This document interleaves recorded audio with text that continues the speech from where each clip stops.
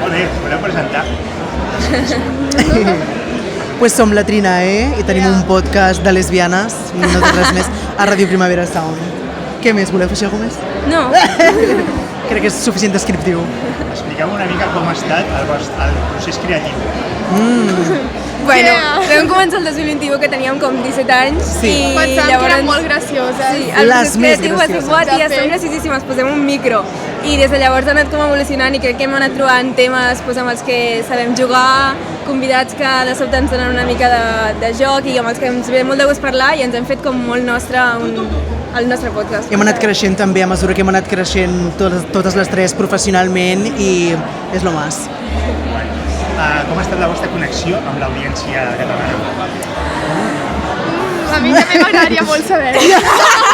No, sí, guai, tenim bons feedbacks i sentim que de tant en quant pues, la gent ens va responent i tenim feedback, però per lo general bastant ben acollida, sí. Sí, i ens fa molta il·lusió, crec que de tant en tant quan mirem estadístiques perquè ens esperem que tothom sigui com de la nostra edat i de sobte els grups d'edat com que sobresurten tercer o quart ja és gent de l'edat dels nostres Com és pares. supergeneral i gent I ens fa molta il·lusió, de més de 40 anys això. o així, et diuen, ei, tia, sou superguais. Veritat. Per acabar, quins han estat els reptes i les recompenses de fer de crear contingut en català? Reptes, jo En crec... català. En català. En català, bueno. Sí, de fer podcast en general.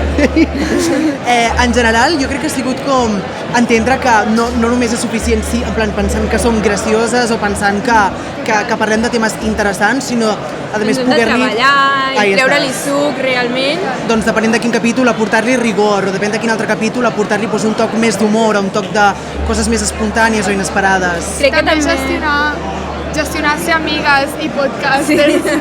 També És el repte tot un més- Has volat repte, canivet. però també Has és de volat les, més canivet. de les recompenses més grans. Però és dels reptes més grans també. Jo crec que també va ser un projecte que va néixer molt nostre i molt precari en el sentit que gravàvem amb un micro en una habitació i que a mesura que ha anat creixent doncs, adaptar-nos també als nous formats i a les noves coses, saber explotar el podcast a les xarxes també ha estat un repte interessant i no sé, però moltes coses bones ens han tornat. Període. I recompenses, alguna més?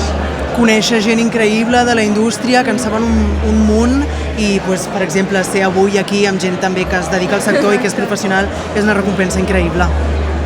I ara que parlaves de l'evolució, fins on hem evolucionat també a nivell de, no sé si sponsors o a nivell tècnic també, si esteu ara en algun... Sí. Vam començar gravant les tres amb un micro, com estem ara, així, Tal qual. penjant-nos les baves gairebé. I arrel de guanyar el programa Embrió, Sí, exacte, el programa Embrió de la Fera. doncs ara estem a Ràdio Primavera Sound. I això ens ha facilitat molt la vida a nivell tècnic, jo crec, i també doncs, ens ha donat l'oportunitat d'accedir a oportunitats professionals d'anuncis, etc. I d'estar també amb persones les quals eren referents per nosaltres a nivell de podcast i de comunicadores. Això és molt guai.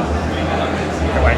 Per acabar, un desig, si teniu algun desig que dius, bueno, Anem al Sonor a casa, desig número 1. No faré veure que no ens ve molt de gust, ens encantaria aquesta validació de tornar aquesta nit amb el Sonor a casa i de seguir creixent, de poder convidar veus que tenim moltes ganes de tenir el podcast, de continuar fent-ho sempre que ens ompli i sempre que puguem explorar temes que ens venen de gust explorar. Brutal, doncs. deixem amb això. Genial. Moltíssimes gràcies A tu. i molta merda en els premis. Gràcies. A veure. Uipa. Artista virtual.